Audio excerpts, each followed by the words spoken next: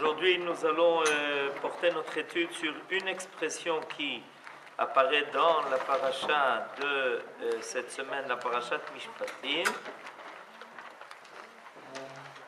Et comme on le sait, la parachat Mishpatim est une paracha qui est très chargée de mitzvot, puisqu'elle vient détailler énormément de halachot, surtout toutes les règles qui viennent régler les relations entre un homme et son prochain, et tout, on pourrait dire, les principes fondamentaux de la justice selon ce qui nous a été donné au Sinaï.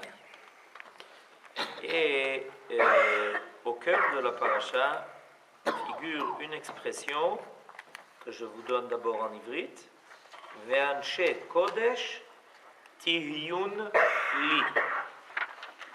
Voilà l'expression qui est marquée dans le verset 30 du chapitre 22. Cette expression, d'une certaine façon, interrompt la liste des mitzvot et la liste des dinim qui sont donnés dans notre paracha. Elle figure, cette expression, Ve'anshe kodesh tiun li, elle figure en même temps que l'interdiction de manger une bête qui est tréfa. Une bête qui est tréfa, c'est-à-dire une bête qui a été atteinte, attaquée par une autre bête et à laquelle a été provoqué un préjudice qui finalement risque de la faire mourir d'elle-même et non pas par la shrita. Tout le monde sait ce que c'est que taref. On s'en est servi ensuite pendant les générations pour désigner tout aliment qui n'était pas propre à la consommation. Alors là, j'ai amené une longue étude que vous avez devant vos yeux, précisément à propos de ce que la Torah a voulu nous dire ici, dans cette expression « Ve'anshe kodesh tiun li ». Alors, vous avez la traduction dans votre feuille. Des hommes saints, vous serez pour moi. Alors, il est clair que toute la Torah a été donnée à un Am Kadosh, et que le but de la Torah est de faire apparaître dans le monde la Kedusha. Pardon ? Selon une paracha qui va d'ailleurs commencer selon ce terme-là, comme dit David, Kedoshim Tiyu. Alors, on voit qu'il était important pour la Torah de signaler au milieu de la liste de toutes les mitzvot Ve'anshe kodesh tiun li. Pourquoi est-ce que pour la Torah il était important de signaler cela, de le mettre en exergue? Parce que la Torah veut nous habituer à l'idée que nous n'avons pas affaire devant nous à un code. Tous les peuples, on a essayé d'ailleurs de mettre la Torah dans cette catégorie, ont une espèce de code de conduite. La société humaine a compris que pour pouvoir exister, que pour pouvoir être, il y avait besoin qu'il y ait un code qui soit adopté, un code de loi, un code de conduite. Et on aurait pu penser qu'il en était de même en ce qui concerne ce qui nous a été donné au Sinaï. Et là, par l'introduction de ces expressions dans notre paracha de Mishpatim, qui d'ailleurs, a priori, est essentiellement consacrée aux relations de l'homme avec son prochain. Alors, dans toutes les civilisations, si on ne veut pas qu'il y ait le chaos, on est obligé évidemment d'imposer des règles.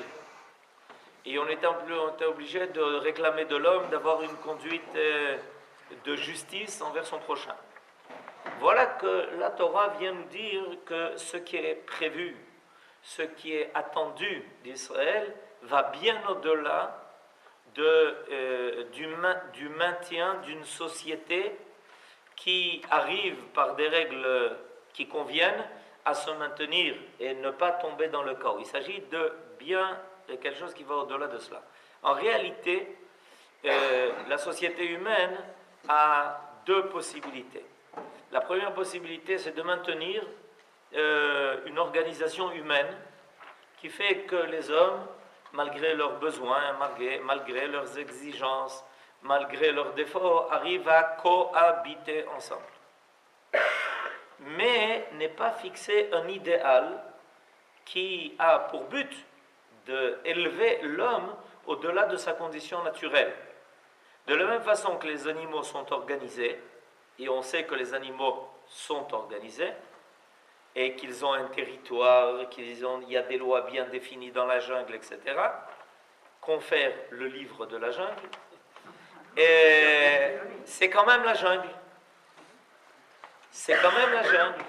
Ça veut dire quoi? Ça veut dire que c'est pas le bien qui fait poursuivre le respect de ces lois, c'est le fait que sans ça on ne peut pas vivre, on ne peut pas survivre, on ne peut pas exister.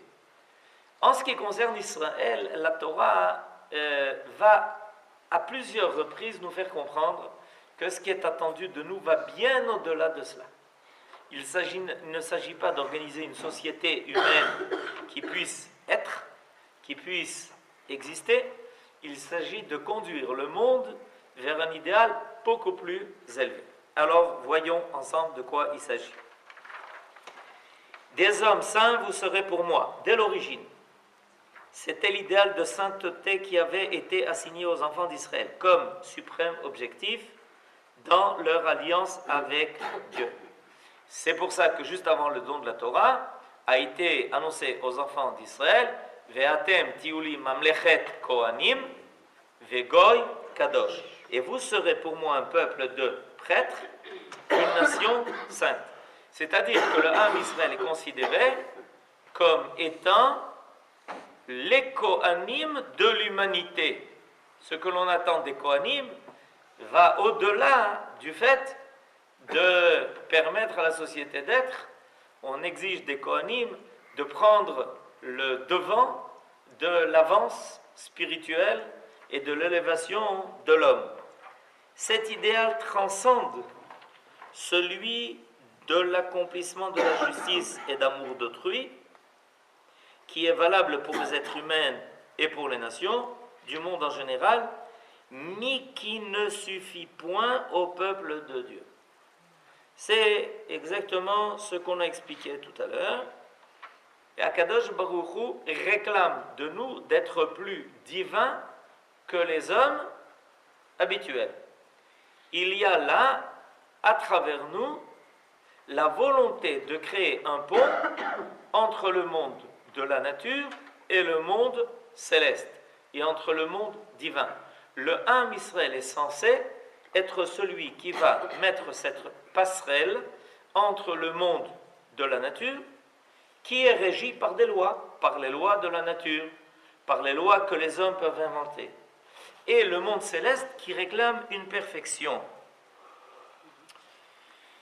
Et sa vocation messianique, exige, et non pas mécanique, sa vocation messianique exige une vie entièrement sanctifiée et élevée au niveau de haute spiritualité, de moralité scrupuleuse, de pureté mentale et physique, d'autodiscipline de tous les instants, d'austérité empreinte de sérénité, d'esprit d'abnégation et de dévouement constant à Dieu. Car la sainteté ne représente pas une idée abstraite, elle est le principe souverain qui commande la vie des hommes, des femmes et des enfants. Alors, ce que je voudrais expliquer dans les quelques mots qui nous ont été dits ici, c'est que, en réalité, on a dans la Torah plus que le Shulchan Aruch, contrairement à ce qu'on a l'habitude d'entendre. Le Shulchan Aruch, c'est un guide qui nous aide à comprendre ce que Dieu attend de nous. Alors, dans la plupart des domaines de notre vie, il y a des règles qui sont exprimées et qui ont été énoncées pour nous dire, voilà, tu sais, dans tel cas qui se présentera à toi, voilà l'attitude que tu dois avoir. Si tu as l'intention de te mettre à table, avant de commencer à consommer ton repas, il va falloir faire Netilat Yadayim et on te donne les règles de Netilat Yadayim. Et alors, quand on étudie la halakha, quand on va à un cours de halakha, on va commencer à rentrer dans les détails de la halakha de Netilat Yadayim. Mais en réalité, ça c'est une expression de ce que Akadosh Baruch Hu attend de Goy Kadosh. Parce que Akadosh Baruch Hu attend, dans sa définition de Goy Kadosh, que dans tous les domaines, dans tous les détails, à tous les niveaux, le principe de la Kedusha puisse apparaître. Dans le Shulchan Aruch, on ne peut pas imaginer qu'on puisse détailler tous les détails de la vie de l'homme, toutes les situations qui peuvent apparaître et que l'homme est censé affronter. Il y a toujours de nouvelles choses qui se passent. On est dans un monde qui est dynamique. Alors le Shulchan Aruch est un modèle qui nous habitue par des règles bien précises à l'idée que notre vie doit être rattachée à la Kedusha. Et on a reçu par l'intermédiaire de certaines mitzvot, par l'intermédiaire de certaines halachot, on a reçu les rails principaux sur lesquels notre vie va avancer. Mais petit à petit, l'homme doit intégrer en lui l'idée que sa vie, en fait, est Mamlechet Kohanim Vegoy Kadosh. Si quelqu'un met le Shulchan Aruch avant la Kedusha, alors il risque de s'arrêter au Shulchan Aruch et de rester sans Kedusha. Le but essentiel, et là vous comprenez pourquoi tout d'un coup, au milieu de la paracha de Mishpatim, spot, flash, quel est le flash? Ve'anshe Kodesh Tiunli. Mais on est au milieu des mitzvot, on est au milieu des halachot, on est au milieu de ce qui est en train de nous être enseigné. N'oubliez pas, la lumière qui se cache dans tout ce que vous est donné, c'est la réclamation qui vous est faite d'être Mamlechet Kohanim Vegoy Kadosh. Et comme tout à l'heure, par un lapsus bien évident, j'ai dit, et ne pas faire que la mécanique marche. La mécanique des mitzvot, la mécanique des halachot, la mécanique de la nature. Le fait que la mécanique marche, c'est loin de encore décider du but de la vie de l'homme. C'est comme une mécanique qui marche, mais on ne sait pas quel est le but de tout ce qui est mis en place. On ne sait pas où on va. La voiture marche, elle a exactement tout ce qu'il faut, le moteur roule à plein régime, mais seulement le conducteur ne sait pas où aller. Alors il tourne en rond, et puis il se trompe, et puis il s'égare, et puis il fait des tas de choses, et la voiture marche. Au niveau de la marche de la voiture, ça marche. C'est la mécanique. Vous vouliez dire? Non, en fait, le Laurence. Shulchan Aruch, c'est le faire, et lui nous demande d'être kadosh dans l'être. Nahon. Dans l'intention. Mais on va voir tout à l'heure, on va avancer, et on va voir que en fait le Shulchan Aruch nous apprend un principe extraordinaire. C'est que contrairement à ce que vous avez peut-être une fois entendu dans votre vie, l'essentiel c'est le cœur. L'essentiel c'est ce qu'on a dans son cœur. Le Shulchan Aruch nous habitue à l'idée que ce que l'on a dans notre cœur, on doit être capable de l'exprimer. On doit être capable de le faire apparaître dans notre vie, dans les détails de notre vie. C'est à cela que le Shulchan Aruch nous habitue. On aurait pu vivre une situation où on aurait eu plein de bonnes intentions, où on aurait voulu faire beaucoup de bonnes choses, mais finalement dans notre vie aurait été complètement laissée, livrée à elle-même. Le Shulchan Aruch nous habitue à deux choses. Il nous habitue à, un, l'idée que Dieu attend de nous de dépasser la nature, et deuxièmement, que Dieu attend de nous que ça apparaisse dans des actes, que ça apparaisse dans des faits, que ça puisse se traduire dans les détails de la vie de l'homme. Dans le Shulchan Aruch, il y a 4 parties. 4 parties. La première partie traite des lois concernant la vie quotidienne, les tfilot, les brachot, les jours de Shabbat, les jours de fête. Il y a une deuxième partie qui s'appelle Yoredea, qui va traiter de tout ce que l'homme, l'approche de l'homme avec le monde. Quels animaux peuvent être consommés, comment faire la shrita, quelles sont les règles de la kashrut, qu'est-ce qui est permis, qu'est-ce qui est interdit, qu'est-ce qui est considéré comme de l'idolâtrie, qu'est-ce qui n'est pas considéré comme l'idolâtrie, etc. La troisième partie concerne tout ce qui concerne le mariage, la vie de couple, telle que Akadosh Baruch Hu l'a prévu pour l'homme et la femme de façon idéale. Et la cinquième partie, Choshen Mishpat, qui traite de toutes les lois de justice entre l'homme et son prochain. On voit donc que dans les 4 parties du Shulchan Aruch, on a couvert tous les domaines. Mais en réalité, ce qui est attendu de l'homme, c'est de chaque instant, de chaque moment, de chaque mot. Ça ne peut pas être dans le Shulchan Aruch. Ça voudrait dire que le Shulchan Aruch serait le livre de la vie de chaque juif qui vit depuis Avraham Avinu jusqu'à nos jours. Ça fait pas mal de monde. Puisque c'est ça en réalité. C'est de ça qu'il s'agit. Où est-ce que je dis, d'où est-ce qu'on apprend que c'est de ça qu'il s'agit? Puisque c'est marqué. Des hommes saints, vous serez pour moi. Ça veut dire qu'Akadosh Baruch Hu dit oui, chacun de vous est un Shulchan Aruch. Dans sa vie, chacun de vous est dans ce Shulchan Aruch. Mais dans la vie de chacun est différente. La vie de chacun amène l'homme à des occupations qui sont différentes. Il a des rôles différents. Il a des métiers qui sont différents. Il a des familles qui sont différentes. Il a des fonctions qui sont différentes. Eh bien, la vie de chacun est un Shulchan Aruch. C'est ça qui est attendu de chacun de nous. Il y a autant de Shulchan Aruch que de juifs qui existent. C'est-à-dire que chacun doit réussir à faire de sa vie un Shulchan Aruch. Maintenant, le Shulchan Aruch qui existe pour tout le monde, c'est le modèle. C'est le dénominateur commun minimal. Ok? Et son écriture est restée immuable au travers des siècles. Le quoi? L'écriture de... En première lecture, comme diraient les politiciens, en première lecture, c'est quelque chose de immuable, ça a été écrit. Combien de livres ont été écrits depuis le Shulchan Aruch, Abraham? Aucun. Combien? Aucun livre n'a été écrit depuis le Shulchan Aruch. Ah, allez, je vous apprends, tout à l'heure je vous prends dans la attendez, bibliothèque. Écrit en Shulchan Aruch proprement dit. Le Shulchan Aruch est unique. Mais combien de livres ont été écrits pour prolonger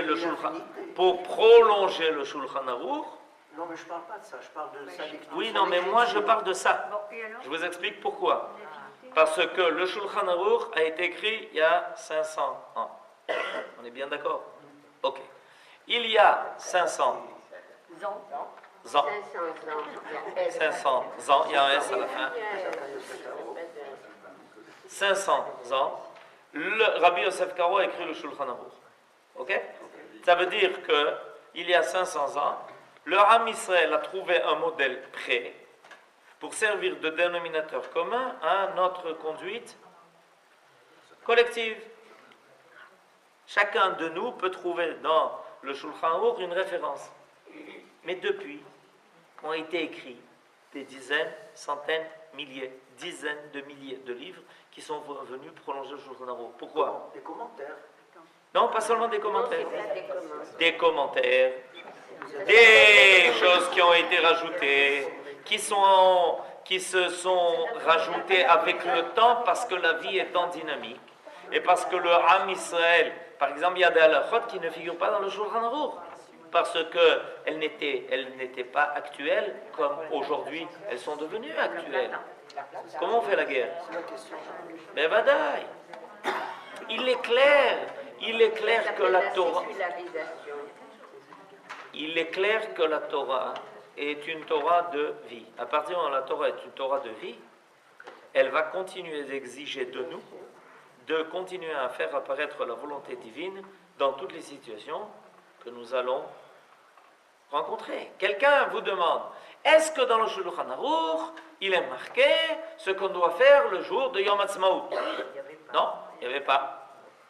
Et à cette époque, on venait de subir l'exil, L'Inquisition.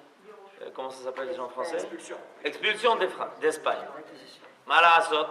C'était pas du tout, ça ressemblait pas tellement à ce qu'on vit aujourd'hui. Nahon, l'expulsion des Juifs d'Espagne. C'est à ce moment-là qu'on l'a vécu. Il fallait continuer. Il fallait que ça continue à apparaître.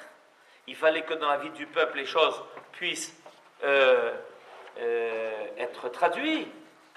On ne peut pas imaginer que le peuple d'Israël, qui continue son histoire et qui continue à, non seulement continue, mais est de plus en plus celui qui revient sur la scène mondiale pour être Mamlechet Kohanim et Goy Kadosh, n'est pas des indications qui lui disent comment cette histoire-là doit apparaître dans sa vie. C'est fondamental. C'est pour ça que ce qui est ici dit et indiqué, Ve'atem tiuli mamlechet kohanim ve'goy kadosh, a précédé le don de la Torah et qu'il arrive au milieu de Parashat Mishpatim pour nous rappeler qu'en réalité, ce sont les bornes qui signalent notre chemin, qui jalonnent notre chemin. Ken Sarah. Quelle différence il y a entre Tahor et Kadosh? La différence entre Tahor et Kadosh, c'est que Tahor permet d'être Kadosh. Voilà, donc le Shulchan Aruch nous permet, il nous a fait Kedoshim parce qu'on ne peut pas l'être si au départ il n'a pas mis ça en nous. Nachon. Vous parlez d'autre chose. Oui. Ça veut dire du fait que Akadosh Baruch Hu nous a fait a priori Kedoshim. Et est-ce qu'on ne peut pas dire donc que le Shulchan Aruch nous aide à être théorim pour sortir le Kadosh que Kadosh Baruch Hu a mis en nous? Bédiouk. Le but de la loi orale de façon globale est de nous aider à être théorim dans tous les domaines de la vie, tel que c'est exprimé entre autres dans notre paracha, de façon à ce que la Kedusha, qui est la définition d'Israël a priori, Ve'atem tiulim mamlechet kohanim ve'goy kadosh, et que nous avons reçu comme mission de faire apparaître Kedoshim Tiyu. Vous savez que quand on dit Kedoshim Tiyu, ça peut s'expliquer à trois niveaux. Kedoshim Tiyu. Premier niveau de la compréhension de Kedoshim Tiyu, c'est un ordre. Kedoshim Tiyu. Une injonction. La deuxième possibilité d'explication de Kedoshim Tiyu, c'est une définition. Kedoshim Tiyu. Voilà, vous êtes défini comme ça. Kedoshim Tiyu. La troisième possibilité, c'est une promesse. Kedoshim Tiyu. Et en hébreu, les trois possibilités que je viens d'exprimer se disent exactement de la même façon. Et en général, remarquez que ceux qui parlent de Kedoshim Tiyu font référence seulement à la première possibilité. Ils ne voient dans cela qu'une injonction. Kedoshim Tiyu, ki kadosh ani. Mais en hébreu, Kedoshim Tiyu, ça veut dire, c'est comme ça. C'est notre essence. Vous êtes comme ça. Kedoshim Tiyu, ki kadosh ani. Parce que moi je suis comme ça, et que c'est moi qui vous ai créé, et c'est moi qui vous ai imparti ce rôle. Et il y a aussi une promesse, parce qu'on peut être inquiet, et se poser la question de savoir, et est-ce qu'on y arrivera? Akadosh Baruch Hu, qu'est-ce que tu nous réclames? Tu nous réclames quelque chose d'énorme. Tu nous définis Kedoshim comme toi, Kedoshim Tiyu, ki kadosh ani, et tu nous donnes l'ordre d'y arriver, Kedoshim Tiyu, et nous on est là, on se dit, mais tu sais, Akadosh Baruch Hu, on voudrait bien, mais enfin, c'est pas possible, c'est pas réalisable. Pourquoi? Parce qu'on n'est que des hommes, parce qu'on est un peuple comme les autres, parce qu'on vit sur terre, et parce qu'on est obligé de manger et de boire, et qu'on n'est pas des anges. Et que. Et alors on est inquiet. Et on se pose la question de savoir, est-ce que l'injonction qui a été donnée, l'ordre qui a été donné, va être capable de réaliser l'essence qui a été placée en nous. Et Akadosh Baruch Hu, dans sa troisième explication de Kedoshim Diyu, vient nous avertir que nous n'avons pas d'inquiétude parce que c'est une promesse. Kedoshim Tiyu. Et en ivrite, c'est pas par hasard que les trois niveaux se disent exactement dans les mêmes mots. Kedoshim Tiyu en hébreu, ça c'est un ordre. Kedoshim Tiyu en hébreu, c'est un futur. Je vois une contradiction. C'est comme ça, c'est un futur. Kedoshim Tiyu, c'est un futur. Alors l'ordre est un futur et le futur est un ordre. Pourquoi? Parce que dans le temps que nous vivons, c'est un ordre. Et dans le temps que nous vivrons, c'est une réalisation, c'est une promesse. C'est comme une partie des promesses. Une partie des promesses dans la Torah sont exprimées au passé. C'est intéressant, une promesse exprimée au passé. Par exemple, les aracha natati et haaretz hazot. À qui a dit ça? À qui? À Abraham. Quand ça? Vous ne savez pas. Quand Abraham n'avait encore aucune descendance. Et Akadosh Baruch Hu lui dit, les zaracha, c'est quoi ça? Non, c'est quoi ça? Mais j'en ai pas. J'en ai pas. C'est quoi ça? Mais j'en ai pas. Les zaracha natati. Je t'ai donné. Comment tu m'as donné? Tu m'as pas donné de descendance. Et déjà tu me dis que la promesse est réalisée. Les aracha natati. Au passé on a appris à l'ulpan. C'est pour ça qu'il est important d'apprendre le futur et le passé à l'ulpan. Sans ça on ne comprend rien dans la Torah. Les aracha natati et haaretz hazot. Les natati, manatati, efo natati. Il n'y a même pas qui promettre. Réponse. Parce qu'au niveau divin, ce qui est promis est déjà réalisé. Qui est-ce qui va empêcher Akadosh Baruch Hu de réaliser ses promesses? Et donc, quand Akadosh Baruch Hu nous dit Kedoshim Tiyu, ok, on reçoit cette mission, on part en route, on est en mission, on a la parashat Mishpatim, on nous demande de faire attention à ci, de faire attention à ça, on nous donne un Shulchan Aruch, on nous donne le Kitzur Shulchan Aruch, on nous donne d'autres sefarim de halakha, on nous donne toute la journée de cours de halachot, et on se dit mais on va y arriver. Est-ce que ça va pouvoir se faire? Et d'où on va inventer cette doucha? La doucha vous l'inventez pas, parce que Kedoshim Tiyu c'est une définition. C'est une essence. C'est quelque chose qui est une donnée de base. Et deuxièmement, c'est une promesse. Donc il n'y a aucune inquiétude. La promesse est de réaliser ce qui nous a été ordonné. Donc c'est pour ça que le Ham Israël, il est tellement sûr de lui-même. Ce qui fait la force de la Emouna, ce qui fait la force de notre confiance en Akadosh Baruch Hu, c'est que précisément on est sûr du résultat. Si on n'était pas sûr du résultat, ben on aurait depuis longtemps démissionné.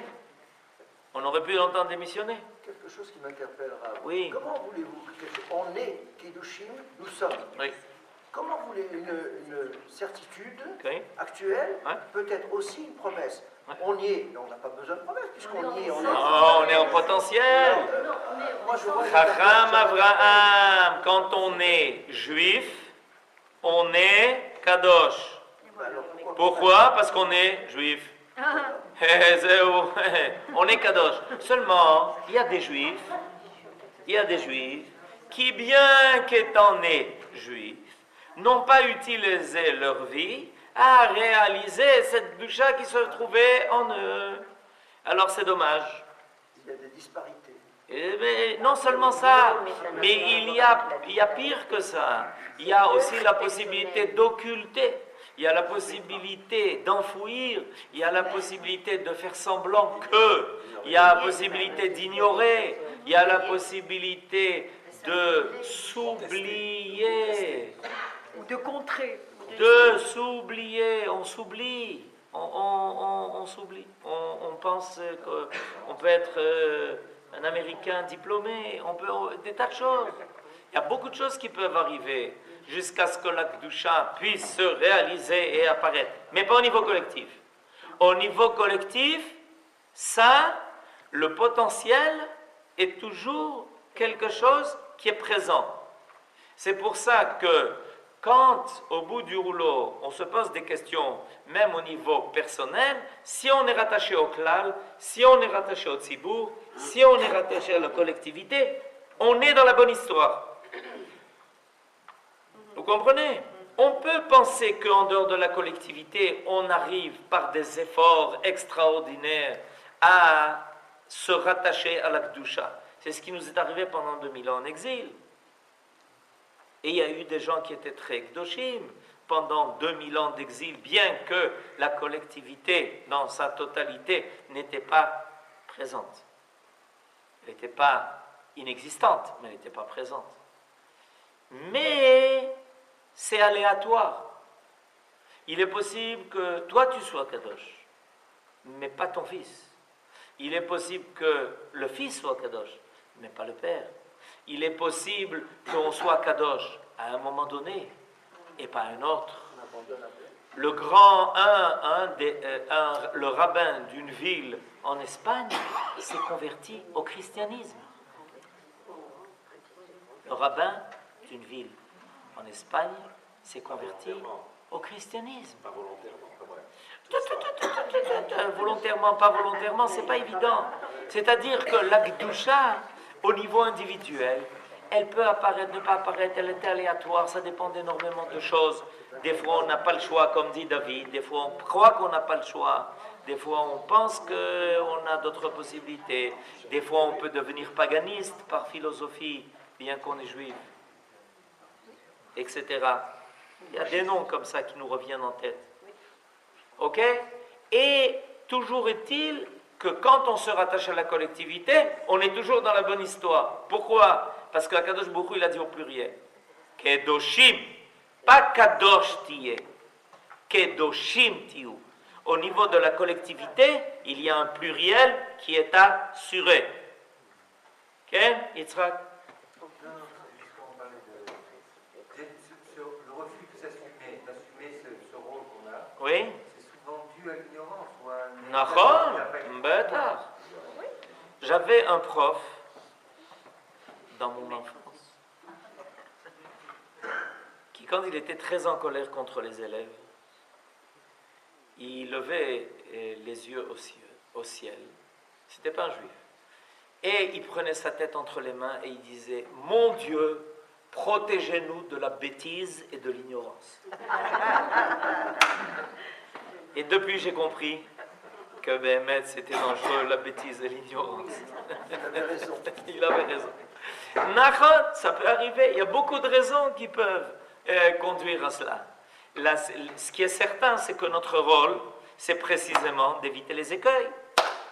Notre rôle, c'est précisément, finalement, d'arriver au bout du rouleau. Notre rôle, c'est de faire que Kedoshim Tiyu se réalise, soit là. Que ce qui nous a été donné avant le don de la Torah, Ve'atem Tiyu li mamlechet kohanim vegoy kadosh, soit là. C'est ça l'avenir messianique dont il parle. Nachon.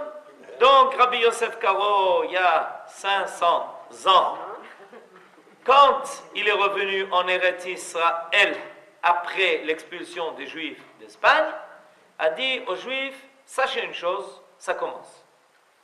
Ça commence. Qu'est-ce qui commence? Ce qui commence, c'est la réalisation des promesses.